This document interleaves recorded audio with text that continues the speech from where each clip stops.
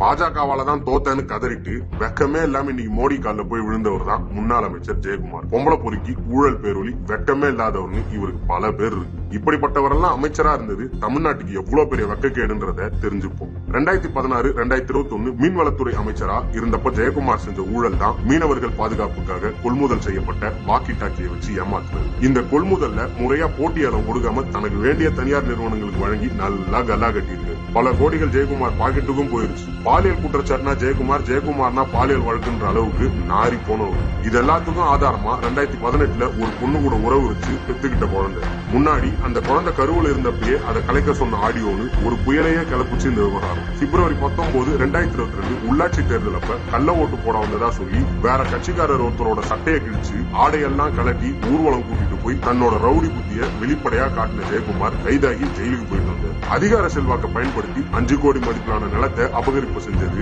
இவரோட மொத்த வரலாறுமே பித்தலாட்டம், ஊழல், முறைகேடுகள், பாலியல் வழக்குகள் நடந்ததுதான்.